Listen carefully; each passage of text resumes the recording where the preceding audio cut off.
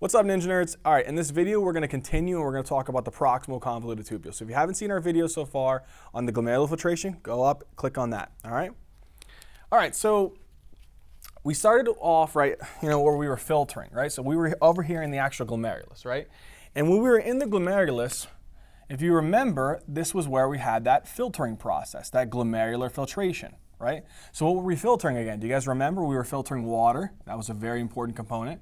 We were filtering like electrolytes like sodium and potassium and chloride. And what else? Calcium, magnesium, tons of different chemicals, right? You're filtering nutrients like glucose and amino acids and vitamins. Man, it just keeps going on and on. Lipids, whole bunch of different types of chemicals, and maybe even very, very small proteins, very small proteins, like insulin, right? Or maybe even a little bit of hemoglobin, all right? So these are the things that you're filtering. You're filtering tons of different substances in. Now, when they're filtered, now generally the blood, we have to talk about a term called osmolality, okay? So I want to get this term out of the way now, osmolality. Now, osmolality is referred to as like usually the volume of particles, so the volume of particles per kilogram of solvent. So usually you can use it as like moles. Usually you've probably heard of what's called molality. Molality is divided as moles of solute over kilograms of solvent. Well, this is kind of a similar concept. It's just the number of particles within 1 kilogram of that actual solvent, right? So that's our osmolality. Now, generally, inside of the actual blood, this glomerulus, it's normally about 300 milliosmoles per liter. Okay? That's what it normally is. Now, when we're filtering across this actual glomerular filtration membrane and into this actual Bowman's capsule and then into the PCT, it's generated about the same amount. So about, again, 300 milliosmoles. I'm just going to use 300 milliosmoles, right? Now, so it's coming into the proximal convoluted tubule at what? At 300 milliosmoles. Now, we have to start seeing how we can get substances from this kidney tubule and into the blood, or how we can get substance from the blood into the kidney tubule. What is that called? So just by definition here, let's say that I have just a generic structure here. Let's say here's my actual glomerulus, and here's my proximal convoluted tubule. And again, here's my actual capillary here, and here's the part of the capillary. If I have substances that are moving from the blood and into the kidney tubule, so this process here where you're moving substances from the blood into the kidney tubule is called tubular secretion. Now, tubular secretion is an active process, meaning it requires ATP. And we'll talk about substances that we secrete in here. Now, there's another one. Let's say that I'm moving substances from the actual kidney tubule, so from the kidney tubule and into the blood. That process is called tubular reabsorption. And depending upon what type of chemicals you're reabsorbing, it could be active or passive. It just depends, and we're going to discuss that. Okay, so now that we got that basic concept, let's go ahead and talk about the things that are undergoing tubular reabsorption first, and we'll mix in there times of tubular secretion. All right, so let's start here at these channels here, because we have to develop this concept here with these channels. You see these pink channels here? These pink channels are called sodium and potassium ATPases. So what they're doing is they're pumping 3 sodiums out of the cell and 2 potassiums into the cell. Same thing like this one, 3 sodium out of the cell, 2 potassiums into the cell, 3 sodiums out, and 2 potassiums in. What's significant about all of that? The significance about that is that all this process right here requires ATP. Adenosine triphosphate, right? So ATP is required in all of these steps because what's happening? You're pumping sodium from areas of low concentration outside of the cell where there is high concentration. You're pumping it against its concentration gradient. Same thing with potassium. You're pumping potassium into the cell. 97% of the potassium in our body is found inside of our cells. So if you pump it from low to high concentration, that's also active transport. So these are all around the actual basolateral cell membrane. So over here, what else would I have? I'd also have 3 sodium ions pumping this out and 2 potassium ions pumping in. And same thing, 3 sodium ions out, and then these 2 potassium ions in. And again, what would this require? This step would require ATP. It's primary active transport. Okay, what is that doing then? What is that doing to the concentration here inside of the cell? Well, it's pushing sodium out. So the concentration of sodium inside of the cell is low. Okay, while the concentration of potassium inside of the cell is actually going to be high. Okay, that's good. Now we're going to talk about why. On the cell membrane here, there's these specialized transporters. Look at this transporter here. This transporter right here, he can transport 2 things at once. One of the substances that he transports is sodium. The other substance that it can transport is glucose. So look at this. I'm going to draw glucose here, which is GULC, right? So there's my glucose, and here's my sodium. This guy can transport sodium into the cell, from the kidney tubule into the cell, which isn't a problem because sodium is really high out here and really low in here. So when it's moving from high to low concentration, what is that? That's passive diffusion. Doesn't require ATP. But glucose is actually very low out here as compared to in here. It's higher. So if you try to pump glucose into the cell, you're pumping it against its concentration gradient. But because sodium's going down his concentration gradient, it helps for glucose to go against his concentration gradient. This is an example of secondary active transport. Okay, so what's happening here? One more time. Sodium is going down its concentration gradient. Glucose is going up his concentration gradient. So this is an example of secondary active transport. Why not direct? Because remember that sodium that we were pushing out and pushing potassium in, we were directly using ATP, right? Why? To decrease the sodium concentration in the cell. So that when sodium comes into the cell, it's moving passively and it can help to bring the glucose with it. Okay, guess what else is happening? That same mechanism is happening, but over here on this cell. Look at what happens on this cell over here. I have another transporter. And this transporter can transport 2 substances at the same time also. This one is going to transport sodium, and it's going to transport it into the cell. What do we say again? What was the concentration of sodium in these cells? It's actually going to be low. And again, just to continuously keep applying that concept, why? What was here at that actual basolateral membrane here? Out of all of these kidney tubule cells, there was 3 sodium ions being pumped out and 2 potassium ions being pumped in, which was keeping the sodium concentration low. You know what else is transporting in and with it? It's also transporting in with it amino acids. So any types of amino acids, they're actually low out here and high inside of our cells. So if you have to move this from areas of low to high, doesn't that require ATP? It does, but because sodium is going down his concentration gradient, he helps transport the amino acids into the cell. By what type of process? This is again another example of secondary active transport. Okay. So this is going to happen with sodium and glucose and sodium amino acids. It could also happen with lactate, so lactic acid also. So this could also happen if I were to just include over here. This could also happen with lactate, okay, which is just a conjugate base form of lactic acid. Okay, so we're getting these things in. So where are these things going now? Let's say that the glucose gets into the cell. When it gets into the cell, there's specific transporters on the basolateral membrane. So look at this transporter here. Here's a transporter here, and what's it going to do? It's going to transport this glucose from the cell and out to the bloodstream.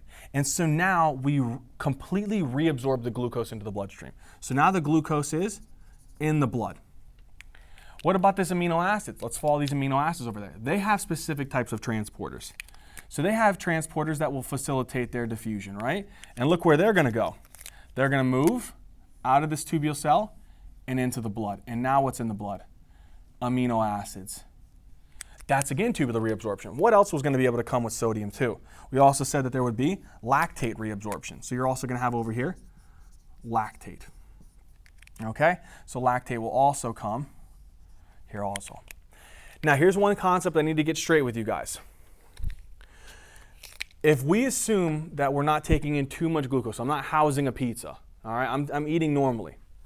Generally, all of the glucose that we filter, all of the lactate that we filter, all of the amino acids that we filter, really important concept, 100% of this is reabsorbed.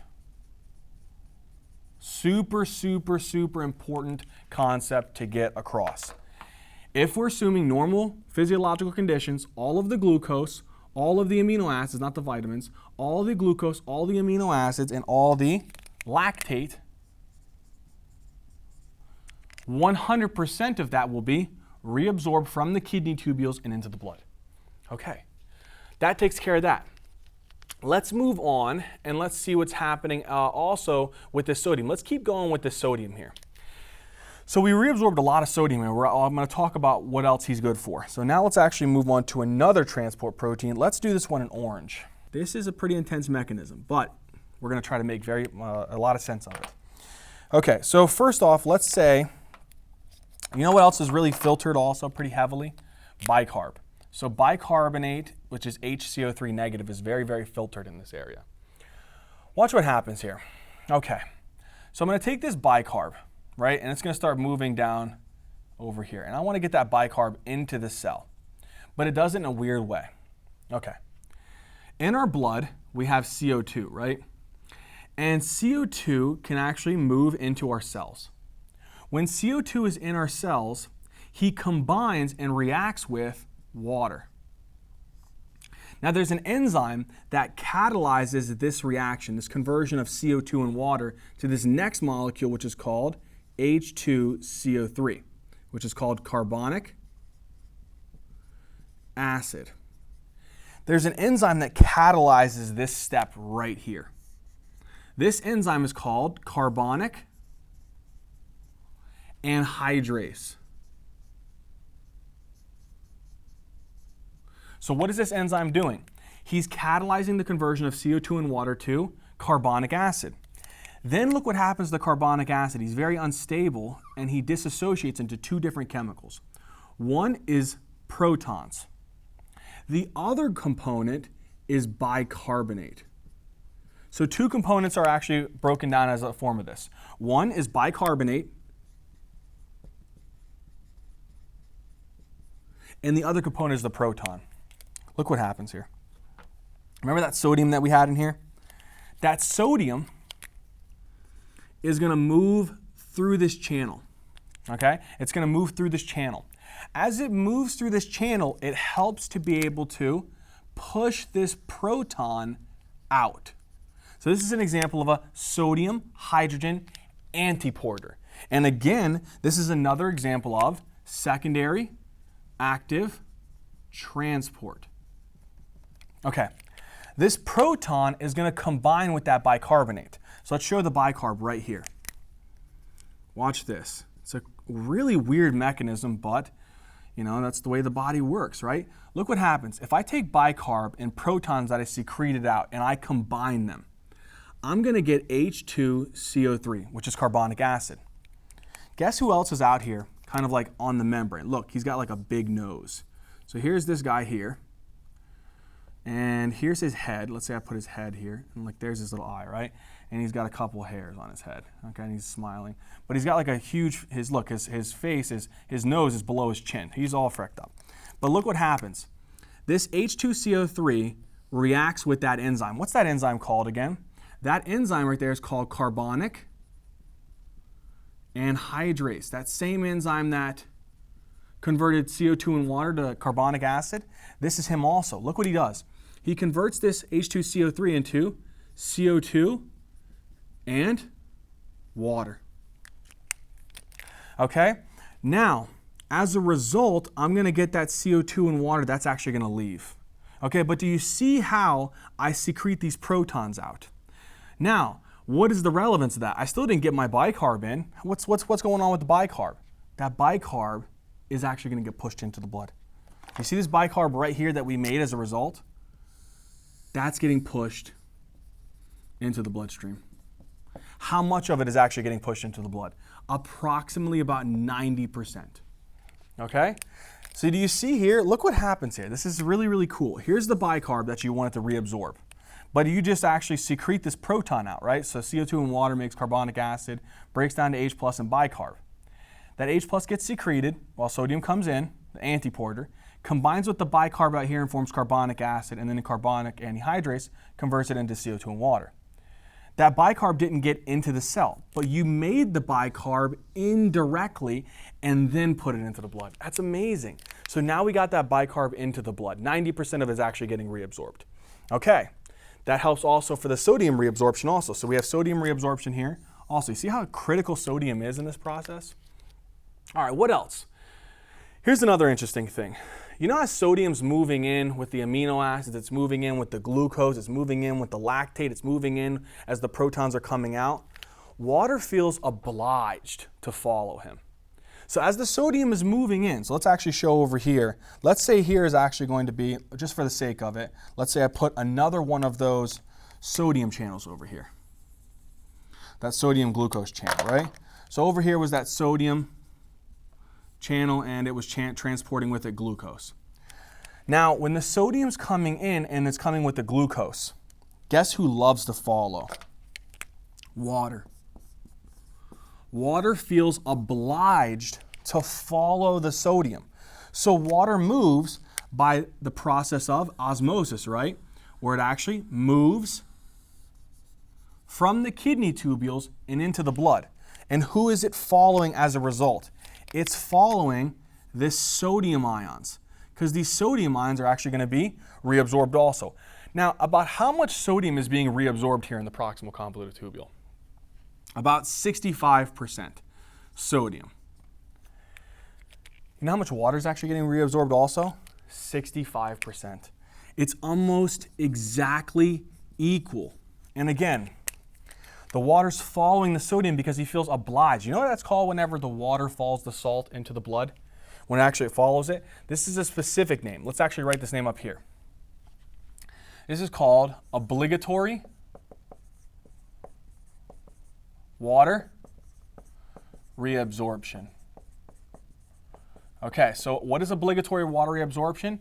Obligatory water reabsorption is when the water is following the actual salt into the blood because it feels obliged and it's moving by this actual diffusion process or osmosis, right, from areas of high to low concentration following the salt. Okay, so now we've got rid of the water. So we've gotten our water, about 65% of him. We've gotten 65% of the sodium. We've gotten almost all 100% of our organic nutrients. What about this potassium and this calcium and this magnesium? What about those guys? They move. You see these little, you saw how you have these two cells? These are our proximal convoluted tubule cells. You see this little space in here? These little blue molecules are your tight junctions. They love to move through that space. They love to move through that space. So watch what's happening here. Let's say I take with me calcium. I take with me magnesium. And I take with me potassium. And these guys can move in between the cells. What's that called when you move in between the cells and you get moved into the blood? Right? What is this process here called? When they move between the cells, so this is called paracellular transport. Okay? So paracellular transport is when it's actually calcium, magnesium, potassium, even a little bit of chloride ions too. I could even include chloride in there too if I want, right? Just a little bit of it. Move in between the cells, right? So they move in between the cells and into the bloodstream. And that's how we get these substances into the blood. Now, in general, very little calcium and magnesium are actually reabsorbed in this area, but potassium, approximately about generally 55% of the potassium, and about 50% of the chloride ions are also going to be reabsorbed in this area. Okay? So chloride is actually going to move by this mechanism, but there's also another mechanism to get chloride in. Let's say I put another transport protein on the membrane. Here's another transporter. And this transporter is moving sodium and it's moving chloride ions. It's a symporter. It's moving sodium and chloride ions into this cell. And then where's the sodium and the chloride going? the sodium and the chloride are actually going to get pushed into the blood. Okay? And that's another way that we can get chloride into the blood. One is by paracellular route, very, very little of it, but most of it is actually going to be by the sodium and chloride cotransport mechanism. And again, about 50% of the chloride ions are going to be reabsorbed, and about 55% of the potassium ions are going to be reabsorbed here. Okay. Now, we have to talk about these lipids, okay? Now, lipids, this should be the easiest one to remember, guys. Why? Because lipid-soluble substances can pass through the phospholipid bilayer, okay? Because they can move right through it. So let's say here, I have any type of lipid material, any type of lipids, any lipid-soluble solutes. You know what's one of them, which is really, really interesting? I'm going to put it up underneath it. Urea. Urea is a type of lipid-soluble solute. These guys can pass through the membrane and get right into the bloodstream. Okay? So any type of lipid-soluble solutes or urea can get pulled into the blood. So now I have my lipids in the blood. I have urea in the blood. Okay? Now, out of the urea, not all of it gets reabsorbed. Only a small percentage of it is getting reabsorbed. Okay? Lipids, technically you want to try to get as much as your lipids in there. All right? So lipids are getting reabsorbed and urea is getting reabsorbed. Now, one last thing, and we're going to finish this off. Small proteins. Remember I told you there was these two small proteins that I mentioned there? What were those two small proteins that I mentioned? I mentioned insulin and hemoglobin, right? Now, generally proteins aren't filtered, but if there is very, very tiny small proteins that are filtered in this process, sometimes that can happen, right? So now, let's show that right here. Okay. Actually, no, let's put it right here, guys. Because now we know that this happens right here, right? With the calcium and the actual chloride ions. Now, on the membrane, you're going to have these specific types of receptors here. Kind of like these little protein receptors. Okay. Let's say that these small proteins actually get filtered by some chance. As these small proteins are filtered, they can get caught onto these little receptors. As they're caught onto these receptors, so let's say that this one is insulin, and let's say that this one is hemoglobin. Why would you have hemoglobin in the urine? Maybe you could have it because of some type of hemolytic anemia or some type of transfusion reaction, whatever it might be. There could be many reasons, but technically you don't want there to be very much hemoglobin at all filtered, but it is possible. If that hemoglobin or insulin is filtered, look what happens.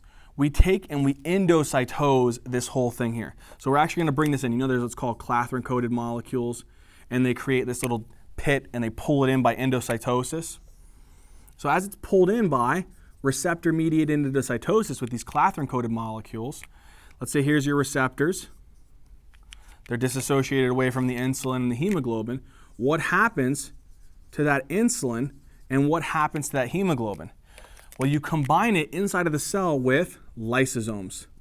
So now you have these little hydrolytic enzymes, and guess what these hydrolytic enzymes do? They break down the actual proteins, the insulin and the hemoglobin. So this was insulin and this was hemoglobin. Guess what's going to look like afterwards? So now let's draw the vesicle. Your receptors actually get recycled through an endosome processing pathway. But then look what happens to this insulin and this hemoglobin. They get broken down into their constituent amino acids. And then look what I'm going to do with this. Look what I'm going to do with this. I'm going to take this and I'm going to bring it in. This vesicle is going to fuse with that cell membrane. When that vesicle fuses with the cell membrane, what happens? Look at this.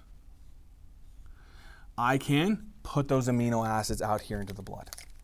Okay, so now I have all of these amino acids out in the blood. Okay, so that's another way of this whole reabsorptive process. Okay? So that's the way of getting insulin and hemoglobin in, is through receptor-mediated endocytosis and then digesting those proteins into small amino acids and then reabsorbing them. Okay, one last pathway here that we have to talk about for this entire process here is with respect to the parathyroid hormone. We're not going to talk too much about it. We're just going to do a brief little thing on it.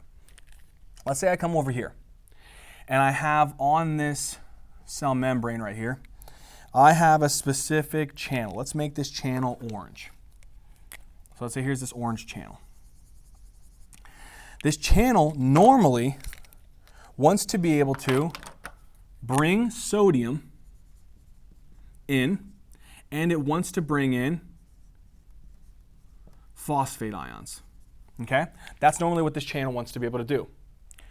But let's say here on the cell of this proximal convoluted tubule, I have a receptor here. And this receptor here is for the parathyroid hormone. So let's say this is the parathyroid hormone. So PTH. What the parathyroid hormone does is it binds onto this receptor and it activates a G-stimulatory protein. That G-stimulatory protein then goes and activates adenylate cyclase. Adenylate cyclase does what? It converts ATP into cyclic AMP, and then cyclic AMP gets converted into protein kinase A. Guess what protein kinase A does? He comes over here and he puts phosphates onto this transporter. Now normally you would think, oh, that's going to activate it. No, it does not. This transporter is inhibited. If this transporter is inhibited, what happens to these phosphates? They don't get reabsorbed. What happens to them? They get excreted. Okay? That is another way of this whole process occurring here. Okay? So parathyroid hormone can activate this intracellular pathway to cause phosphate excretion. Okay. Now that we've done that, we have to talk about a couple secretion mechanisms. Okay? Now, generally, you have inside of your cells, you have a molecule called glutamine. Okay, that's an amino, it's actually a specific type of amino acid. Now, glutamine can undergo this process of what's called deamination. Now, there's actually two amine groups on glutamine. So when you remove both of them, you're actually going to get two amine groups, NH3, right? But not only are you going to deaminate it, meaning that you remove the amine group, you're going to acidify it too. So you're going to acidify those actual, specifically those ammonia. So you're going to add H pluses onto it. So what do you get whenever you have NH3 plus an extra hydrogen? You get ammonium ions. So you get NH4 plus. Then you're also going to oxidize that glutamine. So you're going to oxidize him, meaning that you remove electrons, right? Or you remove the hydrogens. And that's going to convert it into 2 bicarbonate ions. Now, if you are in metabolic acidosis, meaning that your actual pH in the blood is very low. So let's say here's your pH. Normally pH is 7.35 to 7.45, right? Let's say that it's starting to go down. Let's say that the pH is actually below 7.35. And what happens is your body has to be able to compensate for that. So what it does is it starts deaminating the glutamine and producing 2 ammoniums and 2 bicarbs. Why? Look what happens to this bicarb. I'm going to take this bicarb and I'm going to put it into the blood. But anytime bicarb is actually leaving, we have to prevent this cell from undergoing any change in its electronegativity, right? So I have to bring something in as a result. So as the bicarb is getting put into the blood, chloride ions are coming into the cell. But what did I just do to the blood? What did I put into the bloodstream? I put 2 bicarbonate ions. What's that going to do to the pH if you put in this bicarbonate? It's going to bring the pH back up. So it's going to try to fix the pH by bringing the pH back up to about 7.35 to 7.45 again. It's going to attempt to. What happens with these ammoniums? You're going to have some type of active transporter here. What do I mean by active transporter? That means in order for me to pump this ammonium out, I have to utilize ATP for this to occur. And then where's this ammonium going to go? It's going to get pushed into the actual kidney tubule. And as a result, what am I going to have out here in the kidney tubule? NH4 positive, which can dissociate into ammonia and H pluses. But again, this could be in dynamic equilibrium, right?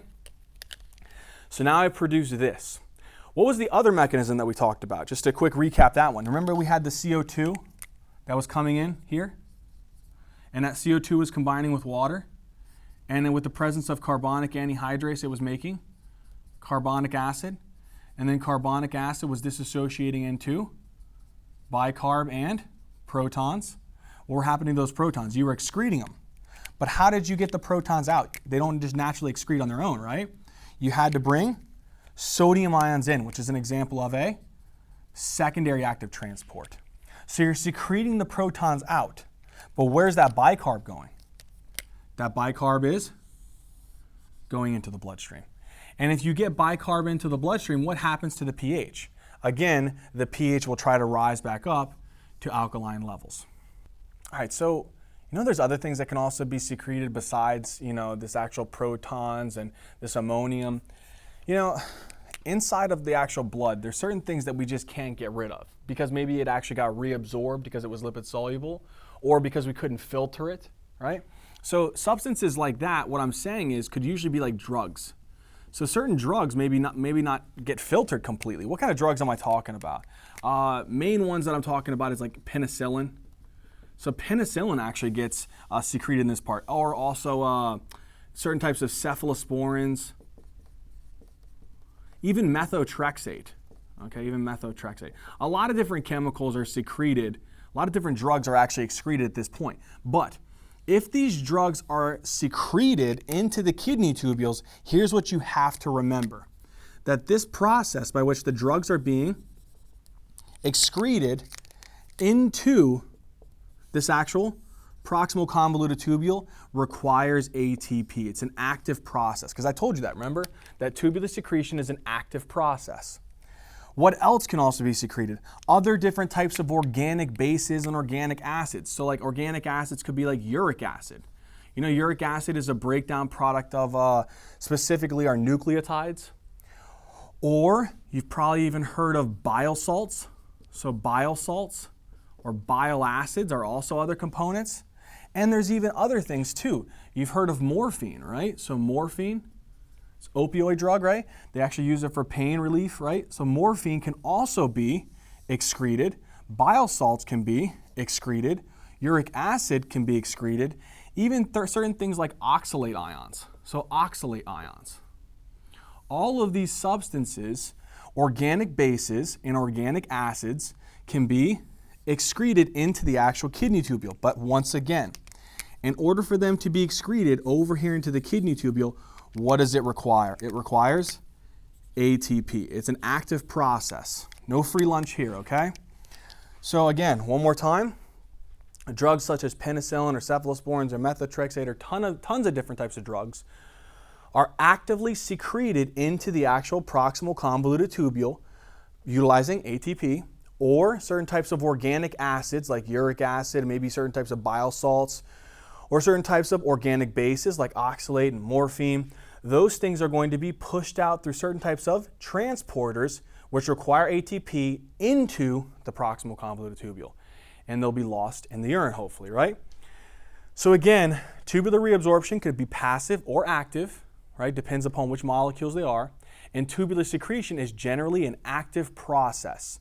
Okay, so it requires ATP. And the reason why we would do tubular secretion is because you might not be able to get rid of that substance because it got reabsorbed too much, or because it couldn't filter, or maybe because it was lipid soluble of some form, right?